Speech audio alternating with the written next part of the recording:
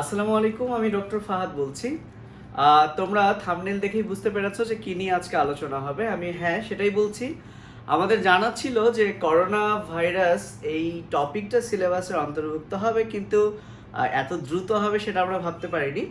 তো যাই হোক, তোমাদের পাঠ্য বইয়ের কোনো একটা রাইটারের বইয়ে করোনা ভাইরাস নিয়ে আলোচনা আছে।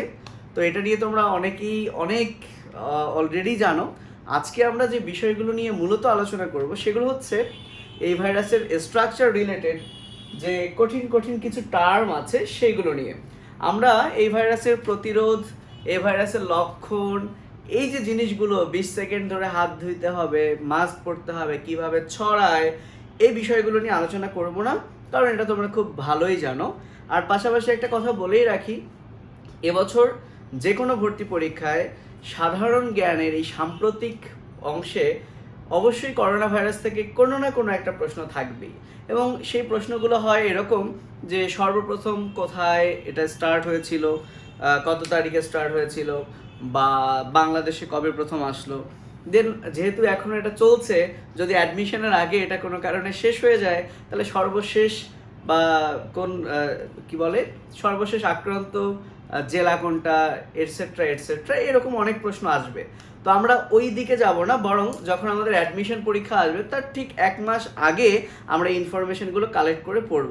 তো এখন আমাদেরকে যেটা জানতে হবে, তার আগে বলি এই টপিকটা আছে তোমাদের 4th অধ্যায় উদ্ভিদ বিজ্ঞান অণুজীব ভাইরাস যে অংশ সেখানে। তো এখানে আমি অনেক কিছু লিখে রেখেছি এবং এই প্রত্যেকটা শব্দ আমি এক্সপ্লেইন করব, বাট শুরুতে যেটা না বললেই নয়, এবং আমি ভেবেছিলাম যত বই ঠিক করবে, কিন্তু বইয়ের মধ্যেও যে ভুলটা আছে আমি সেটা নিয়ে স্টার্ট করি। প্রথমে তোমাদেরকে দুইটা জিনিস নিয়ে একটু ধারণা দেই। এক হচ্ছে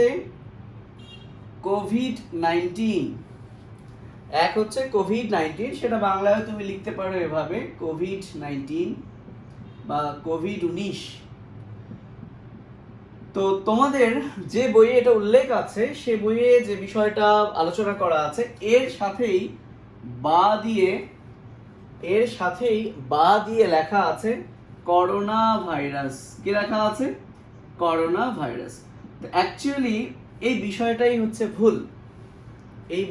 হচ্ছে ভুল, কারণ এই বইয়ের অন্যান্য জায়গায় ধরো ডেঙ্গু জ্বর, ওকে, অবলিক দিয়ে কিন্তু লেখেনি ডেঙ্গু ভাইরাস, বিকজ ডেঙ্গু জ্বর এটা একটা রোগ বা রোগের লক্ষণ, আর ডেঙ্গু ভাইরাস এটা একটা ভাইরাস।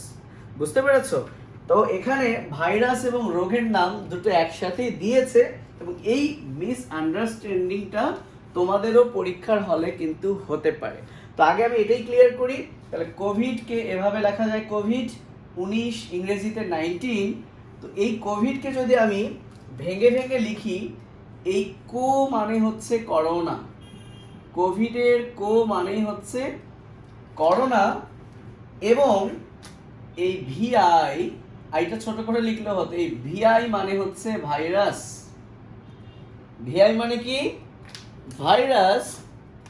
এবং ডিজিজ, ডি মানে হচ্ছে ডিজিজ, যার অর্থ হচ্ছে রোগ। এবং তোমরা জানো ইজ বা ইজি মানে কি? একদম ইজি লাগছে, ধরো শার্টটা পরে আরাম লাগছে, ইজ মানে আরাম। আর ডিজ মানে কি? অ্যাবনর্মাল, অর্থাৎ আরাম না, রোগ। রোগ হলে তো আরাম লাগে না কাউকে, তাই না? তো বাই দ্য ওয়ে, কোভিড এর পুরো নাম হচ্ছে করোনা ভাইরাস ডিজিজ। অ্যান্ড যেহেতু 19 সালের ডিসেম্বর মাসের দিকে চীনের উহান শহরে প্রথম এটা ধরা পড়ে, এই 19 মানে হচ্ছে 2019, তো সেই থেকে এই রোগটার নাম হয়েছে কোভিড-19 বা কোভিড-19। তাহলে যেটা অবশ্যই ভুল করা যাবে না সেটা হচ্ছে এই যে করোনা ভাইরাস দিয়ে সাম্প্রতিক যে রোগটা প্যান্ডেমিক আকারে ছড়িয়ে পড়ছে, প্যান্ডেমিক কি সেটাতে আমি আসছি, সেই রোগটার নাম কি? রোগটার নাম হচ্ছে কোভিড-19। ওকে, এবার আসা যাক, যদি বলা হয় ভাইরাসটার নাম কি, যেটাকে আমরা করোনা ভাইরাস বলছি। খেয়াল করো, বর্তমানে যে প্যান্ডেমিক সৃষ্টি করছে করোনা ভাইরাস, হ্যাঁ এটা করোনা ভাইরাস, কিন্তু এর একটা স্পেশাল নাম কিন্তু আছে। কারণ করোনা ভাইরাস মানুষে কিন্তু এই প্রথম না টোটাল দেখো 1960 সাল থেকে শুরু করে 2003, 4, 5, 12 অ্যান্ড ফাইনালি 19, টোটাল এই যে 6টা স্পেসিস কিন্তু মানুষকে আক্রমণ করেছে। কখন এর নাম ছিল হিউম্যান করোনা ভাইরাস, কখন এর নাম ছিল সার্স কভ এটসেট্রা, আমি এগুলো এক্সপ্লেইন করবো একটু পর। তার মানে করোনা ভাইরাস কিন্তু 6 ধরনের করোনা ভাইরাসের প্রজাতি মানবদেহে এসেছিল। শুধু করোনা ভাইরাস বললে 2019-এর যে কোভিড-19 তৈরি করছে তাকে বোঝায় না। তাহলে বর্তমান করোনা ভাইরাসের যে নাম, এই নামটা সর্বপ্রথম যেটা ছিল সেটা হচ্ছে এরকম: 2019 novel corona virus. 2019 novel corona virus, বা সংক্ষেপে নোভেলটাকে এন লেখা যায় ছোট করে, আর 2019, তো 2019 এন করোনা ভাইরাস বা এনসিভি এভাবে কিন্তু লেখা যায়, বা এন কভ, করোনার কো আর ভিতে ভাইরাসের ভি। সো 2019 এন কভ অথবা এন কভ 2019, এটাই কিন্তু শুরুর দিকে বর্তমানের যে করোনা ভাইরাস তার নাম কিন্তু ছিল। এবং এই নোভেল মানে হচ্ছে নতুন। এই নোভেল বলার কারণ হচ্ছে এটা নতুন। এখন প্রশ্ন হচ্ছে নতুন মানে কি? করোনা ভাইরাস তো আগে হয়েছে, নতুন কেন? সো নতুন মানে হচ্ছে, তোমরা যারা নিউ ফার্স্ট ইয়ার তাদের বুঝতে একটু কষ্ট হতে পারে, তারপর আমি ক্লিয়ার করি। একটা ভাইরাসের দুইটা পার্ট থাকে, ভেতরে থাকে নিউক্লিক অ্যাসিড, আর বাইরের এই অংশটাকে বলা হয় প্রোটিন, বা এই প্রোটিন অংশটা যেহেতু ক্যাপের মতো ঢেকে রাখে এটাকে আমরা বলি ক্যাপসিড। এটাকে আমরা কি বলি? ক্যাপসিড। এবং করোনা ভাইরাসের এই যে করোনা নামটা, এই করোনা শব্দটা তোমাদের বইয়ে বলা আছে ল্যাটিন শব্দ থেকে এসেছে, বাট উইকিপিডিয়ায় কোথাও বলা আছে গ্রিক থেকে এসেছে। তো যাই হোক, এই করোনা শব্দটার অর্থ হচ্ছে মুকুট, বা ইংরেজিতে যদি আমি বলি ক্রাউন। তো যেটা এই ক্যাপসিড বা প্রোটিন, এই প্রোটিনের উপরে মুকুটের মতো কিছু স্পাইক আছে। স্পাইক মানে তোমরা বোঝো কাঁটা আছে, যেমন জুতার মধ্যে স্পাইক থাকে, মানুষের স্পাইক করে। তো এই স্পাইক প্রোটিন যেটা, অর্থাৎ স্পাইক, সেটা একটা কি প্রোটিন। তো নোভেল যেটা, এই নোভেল করোনা ভাইরাসের যে স্পাইক প্রোটিন, সেটা অন্যান্য করোনা ভাইরাসের স্পাইক প্রোটিন থেকে ভিন্ন। এ কারণেই কিন্তু শুরুর দিকে নামটা ছিল নোভেল। আমি আবারও বলছি, শুরুর দিকে নামটা ছিল নোভেল, তার মানে এই নামটা আবার চেঞ্জ করা হয়েছে। এবং চেঞ্জ করে যে নামটা দেওয়া হয়েছে সেই নামটা হলো তাহলে ভাইরাসের নাম, সেই ভাইরাসটার নাম হলো সার্স কভ 2। এই যে সার্স কভ 2। প্রশ্ন হচ্ছে কেন এই নামটা দেওয়া হলো? তাহলে তার আগে যে কথাটা আমি বলে রাখি, যদি বলে বর্তমানে প্যান্ডেমিক সৃষ্টি করছে, আউটব্রেক হচ্ছে যে রোগের, সেই রোগের নাম কি? আনসার হচ্ছে কোভিড-19। এবং এই রোগটি যে ভাইরাস দিয়ে হচ্ছে, সেই ভাইরাসটার নাম হচ্ছে সার্স কভ 2। তো কেন এই সার্স কভ 2 নাম দেওয়া হলো? কারণ হচ্ছে এই কভ মানে হচ্ছে করোনা ভাইরাস। কভ মানে কি? Corona virus. আর সার্স এর এসতে হচ্ছে সিভিয়ার, তোমরা জানো সিভিয়ার মানে কি? তীব্র। এতে অ্যাকিউট, আর তে রেসপিরেটরি, আর এসতে হচ্ছে সিনড্রোম।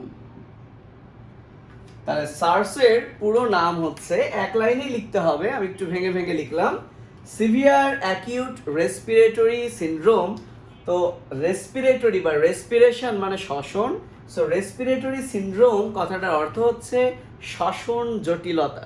সাথে আমি একটু সিনড্রোমটাকে যদি একটু এক্সপ্লেইন করি, এভাবে সিনড্রোমটাকে আমরা এরকম করে লিখতে পারি, সাইন প্লাস সিমটম, অর্থাৎ সাইন আর সিমটমকে একত্রে বলে সিনড্রোম। এখন সাইন সিমটম কি, এটা যদি একটু সহজেই বলি, সিমটম হচ্ছে সেটাই রোগী যা বলে, অর্থাৎ ডাক্তারের কাছে গিয়ে রোগী যা যা বলে, আমার স্যার এই করছে, এই ব্যথা হচ্ছে, গাটা গরম, এটসেট্রা, এটা হচ্ছে সিমটম। আর ডাক্তার যা দেখেন, ডাক্তার পরীক্ষা নিরীক্ষা করে যা পাবেন, ওনার পালস এত, ওনার প্রেশার এত, ওনার টেম্পারেচার এত, সেটা হচ্ছে সাইন। এবং এই দুইটা মিলে যখন একটা ডিজিজের লক্ষণ প্রকাশ করে সেটাকে একত্রে বলা হয় syndrome. So by the way, আমি যেটা বলতে চাচ্ছিলাম, তাহলে এই ভাইরাসটা শ্বসনতন্ত্রের জটিলতা করে, যেটা খুব মারাত্মক, সিভিয়ার। তাই এই ভাইরাসটার নাম হয়েছে severe acute respiratory syndrome cough 2।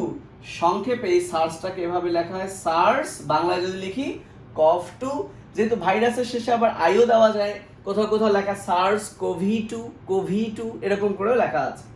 Okay, and প্রশ্ন হচ্ছে, সার্স বুঝলাম কারণ সে শ্বসন জটিলতা করে, সে বলতে এটি। ওকে, আর কফ মানে করোনা ভাইরাস। 2 কেন? খেয়াল করো, 2003 সালে এই এক ধরনের করোনা ভাইরাস, সেটাও কিন্তু সিভিয়ার অ্যাকিউট রেসপিরেটরি সিনড্রোম করতো। তাই ওটার নাম যেহেতু সার্স কফ, এই নতুনটাও যেহেতু সার্স করে, তাই এটার নাম দেওয়া হয়েছে সার্স কফ 2। বুঝতে পেরেছো? তাহলে এই দুইটা কিন্তু আগে একদম ক্লিয়ার থাকতে হবে, রোগের নাম এবং কি ভাইরাসের নাম। এবার আসি, এই জিনিসটাকে মুছে দিব, তাই একটু বলে নেই। সর্বপ্রথম হিউম্যান করোনা ভাইরাস 229E এবং OC43, এটা কিন্তু শূন্য না, OC43 1960 সালের দিকে কি মানুষের মধ্যে পাওয়া যায় এই দুইটা করোনা ভাইরাস। পরবর্তীতে 3, 4, 5 অর্থাৎ 1 বছর পর পর সার্স কভ আসলো, পরেরটা আবার হিউম্যান কফ নাম রাখা হলো, কারণ বোঝাই যাচ্ছে যেগুলোতে সার্স লেখা, আরএস মানে রেসপিরেটরি সিনড্রোম। খেয়াল করো ভাই, আরএস মানে রেসপিরেটরি সিনড্রোম, আরএস মানে রেসপিরেটরি সিনড্রোম, আরএস মানে রেসপিরেটরি সিনড্রোম। তার মানে এই 6টার মধ্যে আমি বলতে পারি, 6টা না, 1, 2, 3, 4, 5, 6, 7, সরি, এই 7টার মধ্যে, কারণ এই দুইটা একসাথে আসছে, একই প্রজাতির আবার দুইটা ভাগ, মানে একই প্রজাতির দুইটা ভাগ না, ধরো এই দুইটা ঠিক একই রকম স্ট্রাকচারের, তো এই কারণে এই দুইটাকে আবার একসাথে করে 6টা বলা ছিল, টোটাল ভাগ করলে 7টা হয়।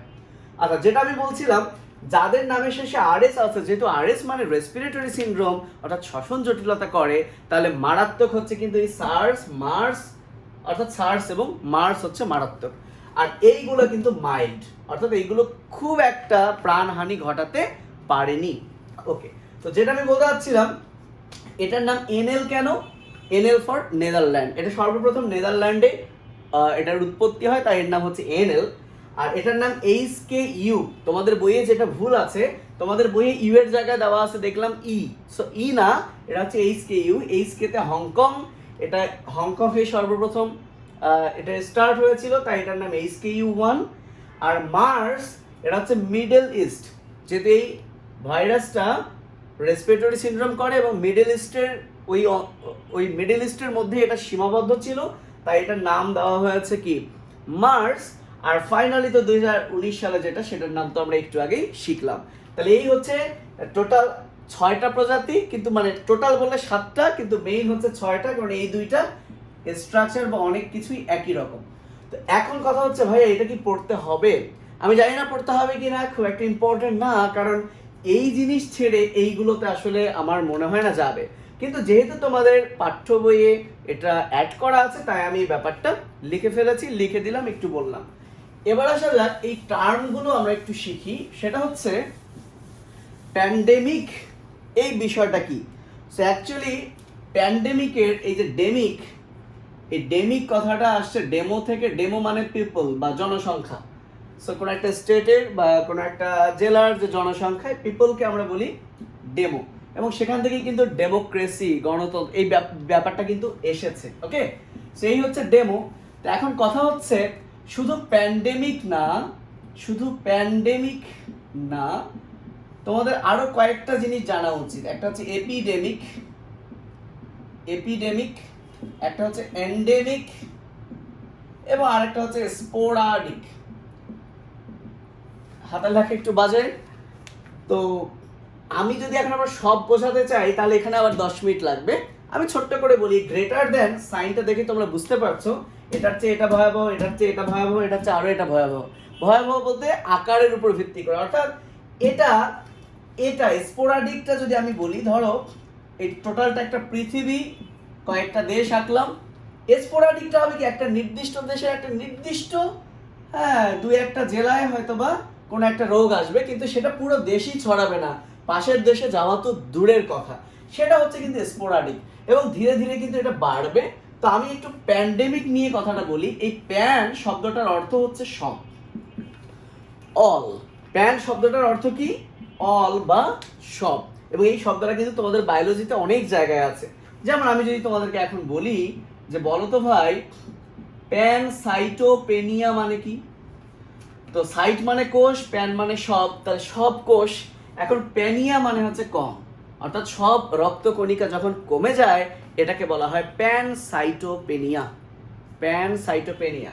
আবার যদি তোমাদেরকে একটা প্রশ্ন করি, what is প্যানগিয়া, what is Panthalassa, এটাও কিন্তু তোমাদের বইয়ে আছে। সো প্যান মানে যদি সব, তো তোমরা মহাদেশীয় সঞ্চারণ নাম শুনেছো কিনা জানি না, অর্থাৎ অনেক আগে এই পুরো বিশ্ব বা যতগুলো মহাদেশ এখন আছে সব মিলে একটাই মহাদেশ ছিল, তার নাম হচ্ছে প্যানগিয়া, এবং এর চারদিকে যে সাগর ছিল তার নামই হচ্ছে প্যানথ্যালাসা। অর্থাৎ সমস্ত স্থলভাগ নিয়ে যেটা তার নামই হচ্ছে প্যানগিয়া, আর সমস্ত জলভাগ নিয়ে যেটা সেটাই হচ্ছে Panthalassa. By the way, pandemic, pan মানে সব, অর্থাৎ যখন কোনো একটা ডিজিজ পুরো ওয়ার্ল্ডে ছড়িয়ে যায় তখনই এটার নাম হচ্ছে প্যান্ডেমিক। আর এর চেয়ে একটু ছোট, অর্থাৎ পুরো ওয়ার্ল্ডে ছড়ায়নি, নাইবারিং বা প্রতিবেশী কান্ট্রিগুলোতে হয়তো বা গেছে, বাট পুরো ওয়ার্ল্ড জুড়ে ছড়ায়নি, সেটা হচ্ছে এপিডেমিক। ওকে, এবং ধীরে ধীরে এটা কমতে থাকবে, সেগুলো নিয়ে আমরা আর আলোচনা করছি না। তো আশা করি প্যান্ডেমিক ব্যাপারটা বুঝতে পেরেছো। এবং তোমাদের ইংরেজিতে একটা জিনিস আসতে পারে, এই ফ্রেজাল ভার্ব বা গ্রুপ ভার্বটা একটু শিখে রাখিও, ব্রেকআউট এবার কোথাও না কোথাও কিন্তু আসতে পারে। সো ব্রেকআউট মানে ছড়িয়ে পড়া। সো ব্রেক একটা ভার্ব, এর সাথে একটা প্রিপোজিশন যুক্ত হয়েছে, যুক্ত হয়ে এই দুইটাকে একত্রে বলা হয় প্রিপোজিশনাল ভার্ব, অথবা এটা একটা ফ্রেজ হিসেবে কাজ করেছে, এটাকে বলা হয় ফ্রেজাল ভার্ব, বা দুইটা জিনিস অর্থাৎ একটা গ্রুপ হয়ে কাজ করেছে তাই এটাকে গ্রুপ ভার্ব বলে।